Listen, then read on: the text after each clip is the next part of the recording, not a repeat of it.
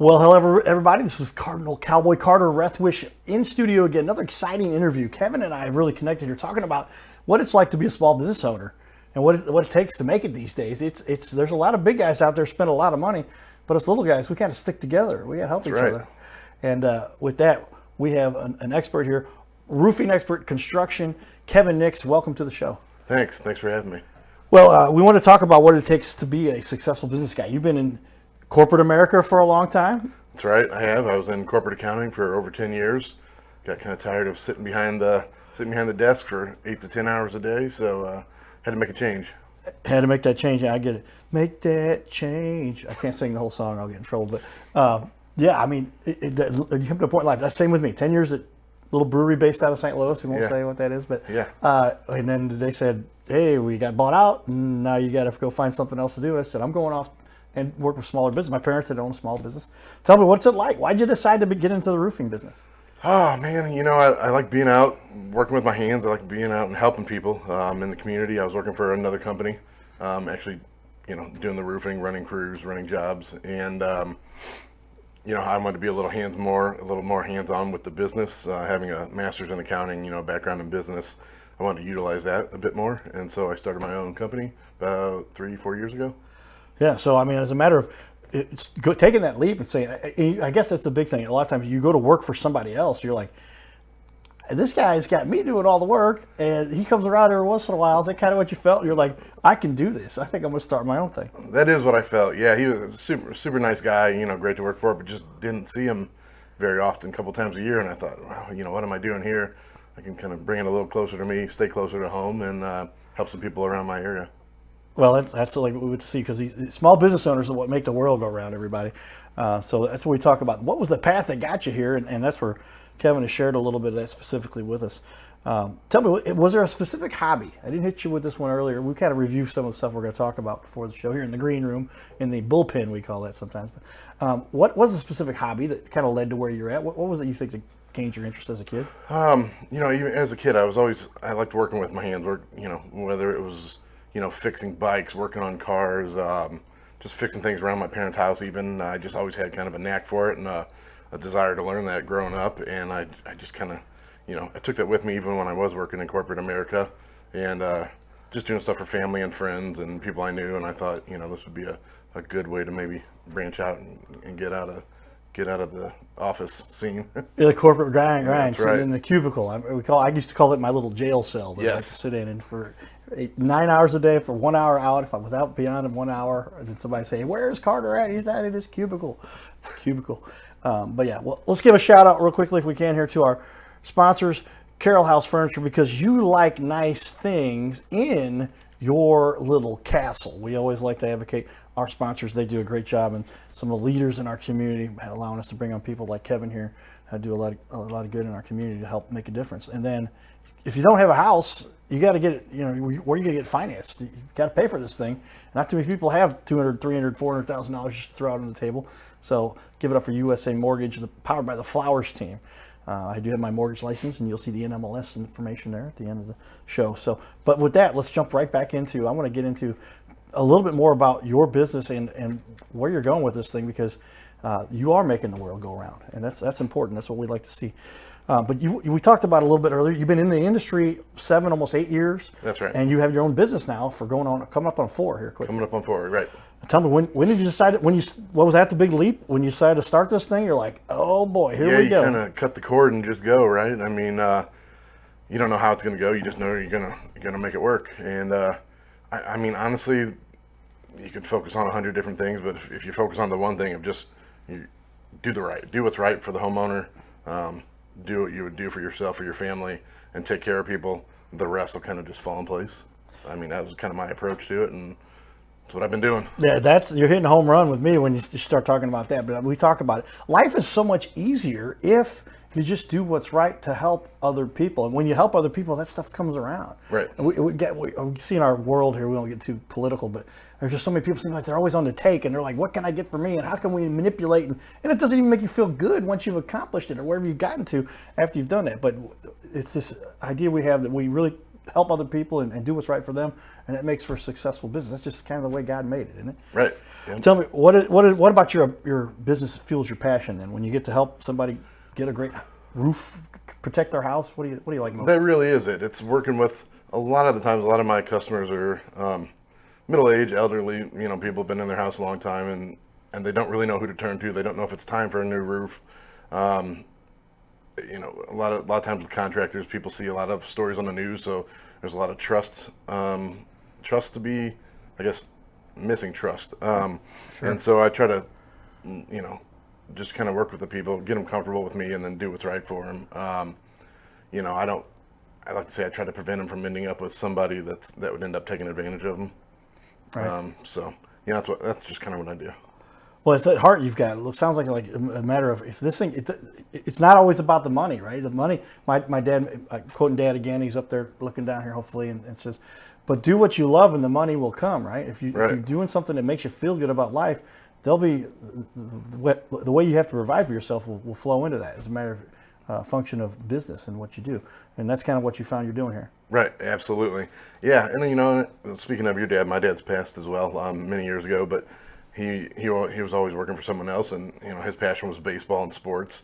And I think if he would have maybe turned to a job, in one of those areas, he would have liked it more. But I always saw him working for somebody else, and I think that also drove me to get away from working for various companies, to get out on my own. To truly be happy with what you're doing, as well while you're helping other people and doing what you love. Yeah, you and I kind of talked about that earlier on with regard to the corporate America. I mean, when I got on at Anheuser-Busch, everybody was just like, "Oh my gosh, how'd you get in there? It's impossible to get in there. Your cousin helped you? Your family helped?" No, I was the one out of 3 people that interviewed for this job to be a email support person. First one said he wanted to use them to go to another group. Another person said he fell asleep in the interview almost. And then I was the third one. So by default, I kind of got the job. But then I had to go in and really figure out how to support email. Oh, Outlook isn't just for contacts. It allows you to send emails. Right. Did you have to go in and really learn this business? I mean, when did you start doing that? Yeah, it was a learn as you go type thing. As I was working for the other company, you think there's not much to it. You think a roof is a roof, right? Just shingles and nails. There's just a lot more to it than that. There's systems. Every house has some anomaly with it that you never would have thought was even possible that pops up, and you just kind of have to deal with it. Luckily, the guys that do the installs are great. They've been doing it for 30 plus years. My 2 main crews, and I trust them with a lot of their knowledge. They know what to do. They know how to handle it. We hardly ever have callbacks. I mean, honestly, maybe once, twice, but then we get out there as soon as possible and take care of whatever that might be. Yeah, I mean, that's one of the keys to success is if there's ever a problem, this is a chance to really prove your capabilities and how what worthy you are to run a business, because we're all going to have hurdles. We're all going to have problems. We're going to have something go wrong. Right. But what do you do to fix that after it happens, right? Do you go, "Oh my gosh, you can't, what am I going to do? Shut down the business. We can't make it." Right, absolutely. Or do you go out there and fix it, right? Yeah, it's funny. I have a story we did a roof. We did it on Thanksgiving Day. I know that sounds bad, but the guys didn't mind doing it. I was there doing it. We had to work around the homeowner schedule. It was a elderly customer, and in the process, a part of his gutter fell off in the back. It was a very old house that was missing a lot of maintenance. But he called me the next day. I went there to kind of do a check everything over, and I saw the piece there. I already called my guy. They were headed out to fix it, and I told him about it. He was thrilled. He called me the next day and said, "What do I owe you for that?" And I said, "You don't owe us anything. It came down when we were installing drip edge, so don't worry about it. We'll put it back up." And he said, "I just don't feel right with that." And 2 days later, in the mail, I get a check, handwritten envelope and handwritten check from this guy that says it was for $400. I was shocked. I said, "Thomas, you don't, sir, you don't owe us anything." Yeah. But he still sent a check, and I haven't even cashed it yet. I don't know what to do with it. I'm like, "We're just taking care of you." Well, and that's the key to it again. I mean, we talk about what it is that makes for a successful business, and if you just take care of the people that you're trying to help, then do what's right. Look, what would you do for yourself? I like what you said earlier. It says, "What would I do for my own family?" How often is that the case where these people, I guess in this industry, there's all kinds of different types of strategies, but when you're going out and making a difference, helping people, that's been attributed to your success? Yeah, it's huge. I mean, so that customer I just talked about, that was he paid cash out of pocket for that. Probably 90% of what we do are insurance jobs, and a lot of times that's where it gets tricky. Putting on what's right what insurance is going to pay for, bridging that gap between the cost. Like we've been talking about, I approach it like if it was a family matter, I just put what's right on there. I try to recoup as much as I can from insurance and then just move on to the next job, Well, that's what you do, because that's what so many people pay for decades into their insurance. It's like start adding it up as a matter of $2,000-3,000 a year times 30 years. Holy cow, you could have bought a house almost Absolutely. for that cost. But insurance companies serve a purpose. They're in this to make money as well. But as long as it's kind of that pool approach, right? Everybody puts in a little bit. Right. And somebody has to get a roof repaired. It's not the whole house. We cover that, and rates go up a little bit as we go. But talk about that, though. It's a matter of when how you see a storm come through, how often is there sometimes people say, I don't want to make that claim. We talked about that before. What's your advice to them? Yeah, there's no reason to feel bad. You're paying that's what you're paying insurance for. You see your neighbors' houses all getting new roofs put on them, and you kind of feel bad about calling them, but it's not that they owe you or you owe them. It's just that's the business. You're paying them for that, so have them come out. But before having them come out, talk to a contractor. There'll be a couple times in the past it's happened where I tell the homeowner, I look at it and I say, yeah, you have enough damage. In which I don't ever advise that a homeowner call insurance unless I'm 80-90% certain that they have enough damage to warrant a claim. But I always say, let me know when they schedule the time for the adjuster meeting, and I'll be out here to meet with them, because it's always easier for someone to just, while they're up there looking at a roof, for an insurance company to say no if there's not someone up there with them just kind of pointing some obvious damage out that might get overlooked, So, that's how that goes. Yeah, there's so many people. It seems that they're kind of afraid of that. They are, and they might even, and then they say, "Well, I want to just talk to them myself." What's the problem? What mistake are they making by calling the insurance company themselves? Yeah, the insurance isn't out to help you. They're not out to hurt you, but take care of themselves first. They're going to take care of themselves first, and you need to kind of have someone on your side taking care of you as well. And chances are you're not going to get up on the roof, and you probably shouldn't get up on the roof. And without being up there, it's kind of hard to have the conversation with the insurance adjuster that needs to be had. Yeah, well, I've heard the analogy that essentially, would you go into court on your own in a big case where you said, or would you have a spokesperson there for you? Would you have a lawyer standing there to represent you who knows the rules and knows the laws and knows what's going to happen? And that's essentially what you're there, because you're expert. You say, here's the damage. You can calculate, you can track and see this.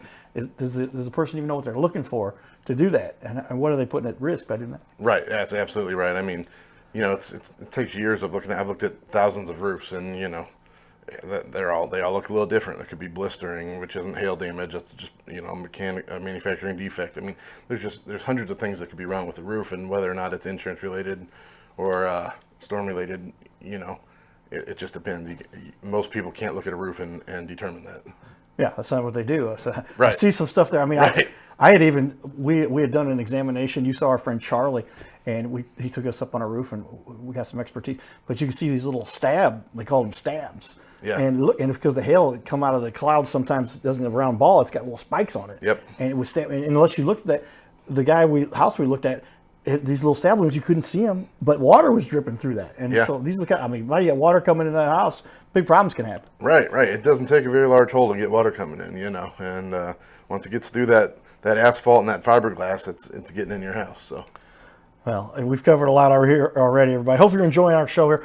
We record this live. It airs on ABC, and we give a copy to all of our guests too. So if you don't catch everything here, go back and watch this. Kevin will have this available on his website, his social media, and it's just a great resource for people to just really learn about what you're about to do, because you're about to spend $15,000, $30,000, $50,000 or have a claim worth that amount that you don't want to be stuck holding the bag, and somebody says, "Oh, you didn't cross this," whatever it is, and people make mistakes that way. Right, and that's absolutely a thing. It's not always just the roof. We're an exterior company as well. Like a lot of times when the roof's damaged, there might be a side of the house, the siding is damaged, or some window screens, or even the windows themselves, gutters, fascia metal. I mean, there's a lot of things outside that you don't really think about on your house, that when you get hail coming out of the sky that fast and it's damaging shingles, it's going to be damaging other things as well. Well, we want to talk a little bit about that and share with everybody that the fact that, hey, when you're looking up somebody, also check out the reviews that they've got, because, hey, do you know for sure what if other people have to say about them? Are they listed with the BBB? And so here you can see up on the wall, I'm going to put this for everybody to see. There he is, owner Kevin Nix. This is the guy you need to know. He is registered here, and this is the BBB. And you can see that score they've got. It's an A+. So these are the kinds of things that make people more comfortable with making a decision when you're about to spend a lot of money or have an insurance company pull out of that money that you've been sending them every year and to make sure that these things are done right. What do you think you've done most to earn these high reviews? I think like we've been talking about, you treat them right, you do what's right, you take care of them, and then if you do it right, you shouldn't have to see them again for another, 30, 40 years. I mean, roofs last a long time, so in this business, you don't have too much repeat business, unless it's on, like I said, other parts of the house maybe. Yeah, well, in construction, I guess you can do a lot more with that. Also want to share with everybody, here are your actual reviews. You've got a 5.0. You haven't gone out and just harvested reviews, but you've got a bunch of, everybody's giving you a 5. And so of the 17, which is usually about 5 to 10% of your clients will do a review. Good work there. You can see great response that everybody so far has loved what you do. And just good to see somebody who's getting the accolade that you really deserve there, because when it comes down to it, hey man, what are they saying? Who can I trust? So Barbara says, this company is fantastic to work with. I have a new beautiful roof. They were great about cleaning up after the installation. Would definitely recommend this company. And we can't pick a bad review here because everybody's loved it. Kevin was by far the best choice we've had ever make any work completed at our home. He was responsive, explained everything in detail, and kept us informed throughout the process. So great information there, great feedback from people who seem to really get into it a little bit. And these are long reviews. Some of these, it says click to view more because they went on for a while here. But that's because, and you responded too. Thank you, Phil, for choosing Brentwood Roofing and Construction. So what's it like getting that kind of feedback from customers? I mean, it feels great. It kind of validates everything you do.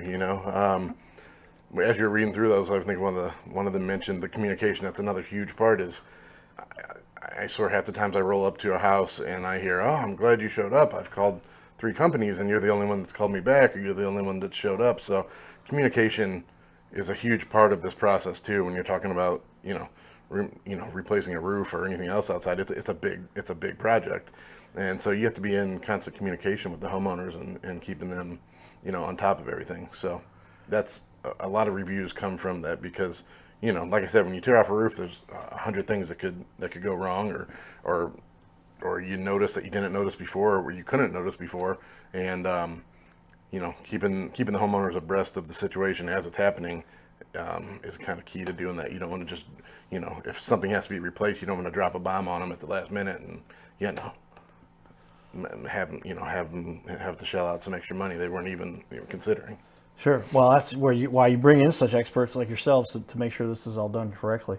And another thing we talk about, and you kind of allude to there, is this is not a little bitty decision. These people are on target here because they're like, this is where I live, right? This is where my kids are. This is where I raise my family. And if I'm going to make sure this thing gets done right, because I'm trying to think of something related that would be, but if my dock down in my cabin, for instance, I don't live and breathe with that. If that thing were to float away, it's a pain in the butt and something to deal with, but it's not something I depend on. But when you've got a house, this is where kids wake every day to go to school. This is where you get ready for work, and the family lives. So this is an important piece a lot of people need to take care of, or else there's so much at risk. Right. I mean, everything they own, everything they love is under that roof. It's something that you hardly ever look at and people don't really think about that much. But if it wasn't there, you'd definitely be thinking about it. And the key to that is also the fact that you don't just do the roof, you do the construction, because underneath that roof, like you said, you got, as soon as that water comes down, it starts getting inside the walls and the wall board and everything in installation.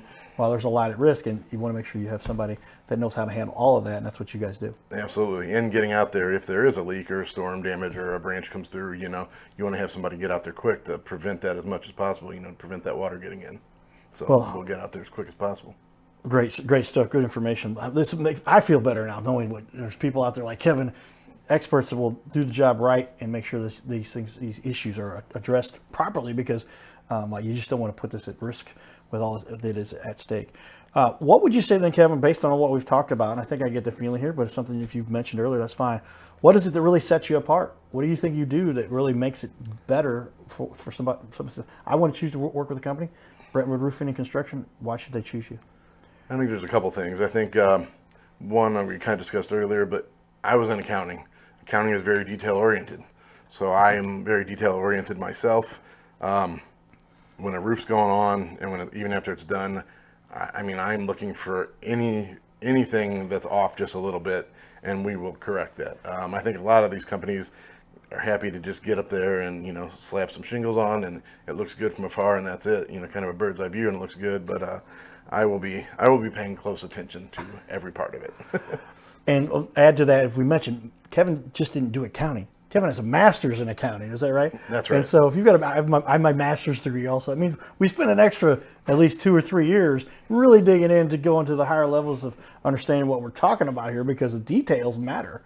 And when you're talking about, was this particular lining used? Was the ridge vent put in place? Is the place ventilated correctly? Right. These are all things that people, they're like, there's a vent system in my roof? What are you talking about? Exactly. Is that important? Underlayment, the different types of underlayment, the ice and water, the leak barrier. Yes, there's tons of things. Yeah, well, that's, again, back into, unless you're an expert roofer yourself, and you've done this for 7, 12, 15, how many years, you just don't want to put at risk what you're talking about here. Tell me, though, as a matter of when a consumer's in the middle of this and they're saying, all right, we need to get this done, we talked about this a little bit before, what's a big mistake that consumers often make? I think the biggest mistake, at least when it's an insurance claim, which, like I said, for us, about 90% of the time it is they call the insurance first thinking that they are going to be there for them. And whenever you first start to think about just contact the contractor, have them look at it first and have them be there for you before even notifying your insurance. Yeah, because as a matter of, again, are you going to take on the insurance company yourself? They're going to talk real nice to you and be real pleasant, and it's fine. I've got insurance friends. Love you guys. You do the job right. It's interesting because it's really like the guy you deal with who runs the office. He's always really looking out for you, and he's got to go back and argue with his insurance. Right. I know a lot of insurance agents are great, and they are looking out for the customers, the homeowners. It's just. A lot of times those aren't the people you're dealing with. You're dealing with people in other departments that don't have the same priorities, I guess. Yeah. The actuarials, is that what they look back on the back end? They're like, well, but you see, and I've seen situations, I won't get specific, but, we've covered 7 houses in this neighborhood already. And these guys waited a year before they came back. We're not going to do this one. What? Just because they didn't do it at the same time as the others? And they said, essentially, our budget is this much, and you didn't, and now you got to really go to battle with the insurance companies. That's right. I mean, sometimes I'll take on a claim. A lot of times it happens when you're covering multiple trades, siding, gutters, things like that. It might take 4 or 5 months going back and forth with them before we get some numbers finalized and actually start the job. I mean, depending on the weather and around St. Louis, that's a big deal. Trying to get roofs on when it's warm enough so they'll stick and everything. We might put a roof on, kind of push everything else off, but I like to get stuff with insurance clarified ahead of time instead of this, we're going to do it, and then on the back end, try to get it from them, and if not, we're going to ask the homeowner to pay for it. A lot of people do that, and they say, well, if your insurance doesn't pay for it, you have to pay for it. I don't really like operating that way. Right. I could probably get things done a little quicker if I did it that way, but I'd rather spend the time on the front end and get things clarified and then knock it out after that. Really looking out for the consumer. So I want to give everybody a quick review. We're almost done with our first half hour here. We're going to do 2 half hours with Kevin. There's so much information wrapped in this guy. He's got a master's degree in accounting, everybody. So there's lots going on there besides the fact that you got to get this roof taken care of course. But take a look at the wall behind me, and I'm going to put this on the screen for everybody to see. But here is a great looking website, and you've done a good job here. I don't know if you're a web developer yourself, if you have a company that's helping you with this. This is hard to get a site this good looking unless you had some help. But boy, it looks good. And just see all the certainty, the partners you have, all the information you've got about yourself. But you do residential. You also do a little commercial. Here's a little bit about. And you do have some pictures out there. Somebody wants to see a little bit about what Kevin has done, some of the work he's done. And boy, check out all of the information they've got on their website, because Kevin has a great resource for you guys to check it, to really dig in there and find out. But if you want to focus on residential, how much of your business would you say is residential? I'd say probably 75%. Okay. And so, here's where you get some great information about residential stuff. So with that, we'll jump back in here, and I want to go over this a little bit more with people in more depth. So tune into the second show, everybody, as we will get into this a little bit more. his Facebook page. In a minute, we're going to go through a ton of great looking pictures Kevin's got on his Facebook page to help everybody understand. Here's work you've actually done. Here's clients. You've a lot of flat roofs from the city. You've got a lot of big houses up. I'm going to put that picture back up. Look at this house up on the top of his Facebook. They did the roof on that house, everybody. So Kevin here takes this very seriously and has had very many happy clients. And especially when you're doing houses like that. I got to put that up one more time, everybody. Look at that roof, everybody. That's a big roof. I mean, I tell Kevin, what does a roof like that go for? What is somebody looking at when you did that roof? What was any ballpark number? Well, for them, their deductible. It cost them their deductible. Really? Yeah, they didn't have to pay more than that. It was covered by insurance. Okay. If they would have had to pay for that out of pocket. Yeah, but overall, that roof was was a $50,000 roof or more. Oh, over that, yeah. I would say easily. Yep. So. Okay, well that's what we're talking about, and then somebody who's has the expertise to do that. So in St. Louis, what you obviously you're venturing over to doing work in Illinois that's coming up. Yep. You've got a lot of stuff you've done in St. Louis. What area in St. Louis do you think you focused on most? Being Brentwood Roofing, I live in Brentwood myself. I really do a lot of work in the city. I think there are a lot of companies that I'll say city, but close to the city, even, you know, how St. Louis is split up. But a lot of companies like to focus on the houses out west where they're a little larger roofs, easier to get to, not as cut up. We do a lot of work in the city where the roofs aren't, there might not be driveways, so you're hauling material a long way, both putting it up and taking it off. It might be cut up pretty good, a lot of valleys, a lot of hips, ridges, 2-3 stories. They're not easy roofs to do. I kind of look at it as I try not to turn down a job because it's not going to be easy, because that person still needs a roof. So, sure. We'll roof anywhere, anywhere in the St. Louis area. But a lot of houses near, I'd say, I call it Midtown, but 40 and 170 around there. Yeah, Ladue, Webster Groves. What else you got over there? Kirkwood, yeah. Maplewood, then you get into St. Louis City and Frontenac. I mean, yeah, all over. Okay. Yeah, it's just so he doesn't just have Brentwood Roofing as the name of his company, Brentwood Roofing and Construction. He lives in Brentwood too, everybody. So he's a resident in that area, and then it's hard to, you can't mess up a roof in where you live, right? So, right. No. A lot of these guys, some of these guys come. What do they call these guys? It's like storm chasers. Right? Yeah. They come into St. Louis and they say, "Hey, we're gonna get this done for you." And then next thing you know, they're gone. And then we call it the taillight warranty. What happens after they're gone if you got to have a problem and you got to get it fixed? They'll say they're local and set up a temporary office, do some roofs, and then they're out of here and they don't have to see them again. So. Yeah, and they'll even set up an office, right? So that's why you got to work with the experts. All right, everybody, stay tuned for more. This is the Your Little Castle Show, and we've got more from our expert here. We're going to do another half hour. Stay tuned for that. Tune in for that. Check it out on our website, on our social media, or watch it on ABC. Here we go, everybody. Thanks.